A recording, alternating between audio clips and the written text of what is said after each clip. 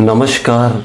सकारात्मक खबरों में आपका स्वागत है। न्यूज़ के चैनल आप इसलिए देखते हैं ताकि आपको सूचना मिल सके, और अगर आप सूचना प्राप्त करना चाहते हैं तो आप हमारे चैनल को सब्सक्राइब कर सकते हैं। लेकिन यदि आपको ऐसे चैनल देखने हैं जिसमें सिर्फ किसी का अपमान होता हो, आपके मन में सिर्फ गंदगी भरने का काम होता हो, और हाँ, आपको बच्चों की फीसों से, अपने बच्चों के रोजगार से, महंगाई से, और जो भी पेट्रोल की समस्या से, पेट्रोल की कीमतों से, और जो भी ऐसी समस्या है उनसे तकलीफ नहीं हो, तो आप किसी भी चैनल को देख सकते हैं। और खबरों के लिए हमारे चैनल को देखें और कृपया सब्सक्राइब करें। तो बढ़ते हैं खबरों की ओर। पेट्रोल डीजल की कीमतें लगातार ऊपर जा रही है। हालांकि ऑयल मार्केटिंग कंपनियों ने सोमवार यानी 5 जुलाई 2021 को ऐसा फिर एक बार किया है कि पेट्रोल की कीमतें तो बढ़ाई है, लेकिन डीजल की कीमतों में कोई बदलाव नहीं किया है। इसके पहले शुक्रवार को भी पेट्रोल महंगा हुआ था और डीजल स्थिर रहा था। हालांकि रविवार को दोनों ही ईंधन महंगे हुए थे। आज पेट्रोल के दामों में 35 पैसे की जबरदस्त बढ़ोतरी की है। कल भी पेट्रोल की कीमतों में इतना ही इजाफा हुआ था, लेकिन डीजल में 18 पैसे की बढ़ोतरी हो गई है। बता दें कि 4 मई के बाद से पेट्रोल की कीमतों में 36 दिन और डीजल की कीमतों में 34 दिन इजाफा हुआ है। इसके साथ ही पेट्रोल 9 रुपये 54 पैसे और डीजल 8 रुपये 57 पैसे महंगा हो गया है। श्रीनगर में रविवार को People's Alliance for Gupkar Declaration की बैठक हुई। गौरतलब है कि नई दिल्ली में 24 जून को जम्मू कश्मीर पर हुई प्रधानमंत्री नरेंद्र मोदी की सर्वदलीय बैठक के बाद गुपकर की पहली बैठक है।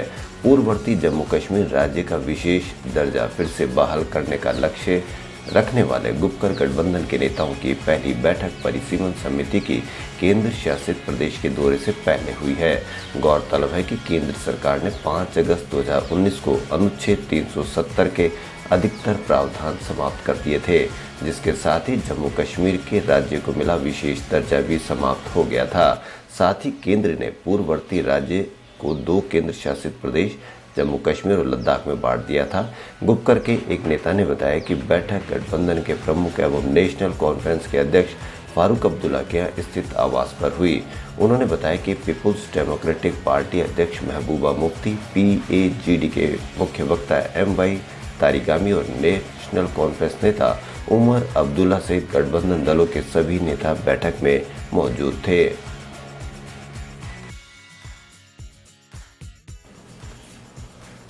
भारतीय सेना ने जम्मू कश्मीर में नियंत्रण रेखा के पास 1999 में अंजाम दिए गए ऑपरेशन बिरसा मुंडा के दौरान शहीद हुए कैप्टन गुरजिंदर सिंह सूरी को समर्पित एक युद्ध स्मारक का उद्घाटन किया।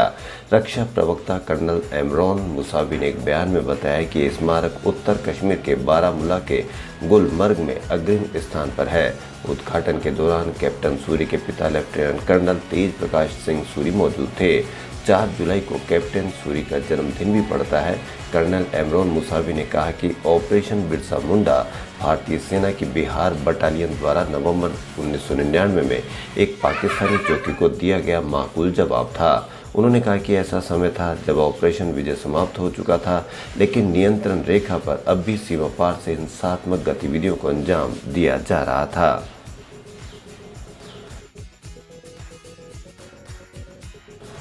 खुद के कल के अवतार भगवान विष्णु का अंतिम अवतार होने का दावा करने वाले गुजरात सरकार के पूर्व कर्मचारी रमेश चंद्र बेफर ने मांग की है कि उनकी ग्रेच्युटी जल्द से जल्द जारी की जाए, अन्यथा वे अपनी दिव्य शक्तियों का इस्तेमाल कर इस वर्ष दुनिया में गंभीर सूखा ला देंगे। अवतार होने का दावा कर लंबे समय तक कार्यालय से अनुपस्थित रहने के कारण फेफर को सरकारी सेवा से समय से पहले सेवानिवृत्ति दे दी गई थी।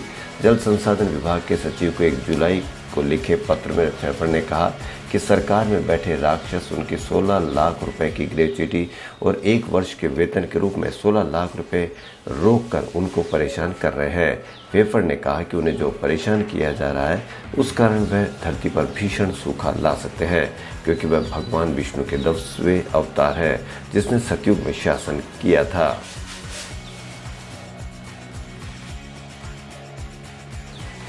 11 जुलाई को अंतरिक्ष में उड़ान भरने वाली भारतीय मूल की एरोनॉटिकल इंजीनियर शिरीषा बांदला के दादा डॉक्टर रगैया ने कहा कि वह बेहद बहादुर है, निर्णय लेने में मजबूत और शुरू से ही आसमान से मोहित रही है।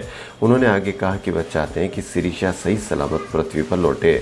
डॉक्टर रगैया ने कहा कि मैं बहुत खुश हूँ। शिरीषा का शुरुआत से ही आसमान के प्रति लगाव रहा है।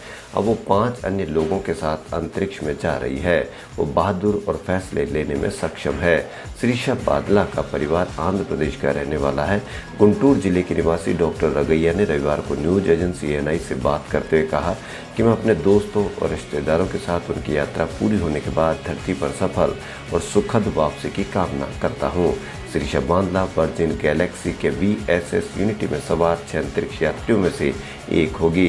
यह 11 जुलाई को वर्जिन गैलेक्टिक के संस्थापक रिचर्ड ब्रैंसन के साथ न्यू मैक्सिको से अंतरिक्ष के लिए उड़ान भरने वाला है।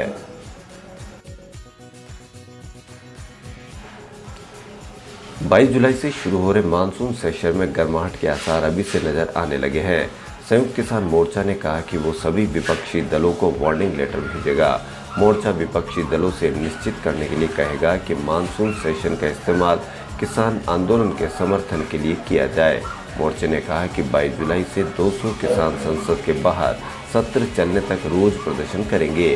वहीं भारतीय किसान यूनियन के नेता राकेश टिकैत ने कहा कि केंद्र सरकार को कोई राजनीतिक पार्टी नहीं बल्कि एक कंपनी चला रही है, तभी तो अब तक मामला सुलझाने के लिए कोई बातचीत शुरू नहीं की गई है।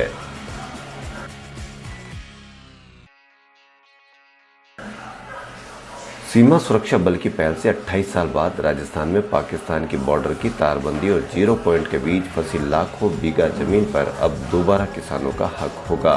1992 में शुरू हुई तारबंदी के बाद किसानों की जमीन 0 पॉइंट और तारबंदी के बीच चली गई थी। अब BSF ने किसानों को उनकी खातेदारी जमीन पर खेती के लिए छूट दे दी है। BSF ने किसानों को ID कार्ड जारी किए, इन्हें दिखाकर वह खेती के लिए जा सकेंगे। बॉर्डर की जमीन पर खेती करने वाले किसान फसलों की सिंचाई के लिए सिर्फ बारिश पर निर्भर नहीं होंगे बल्कि खेतों तक पानी की पाइपलाइन भी ले जा सकेंगे।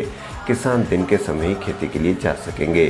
पंजाब की तर्ज पर अब चौहटन के जाटों का बेरा सारला इलाके में किसानों को खेती के लिए गेट खोलने की छूट दी है। किसानों को BSF अलग से पास भी जारी करेगा। सुरक्षा के लिहाज से बेहद संवेदनशील इस इलाके में खेती के दौरान BSF की कड़ी निगरानी रहेगी।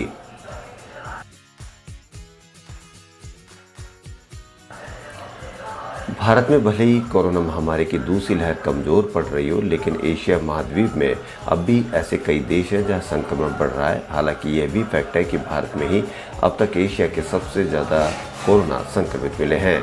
बात अगर कोरोना वायरस से बचाव के लिए किए जा रहे वैक्सीनेशन की करें तो पूरे एशिया में इसकी रफ्तार धीमी है। साथ ही भारत समेत पूरे महाद्वीप में कोरोना के डेल्टा वेरिएंट का खतरा बढ़ता जा रहा है।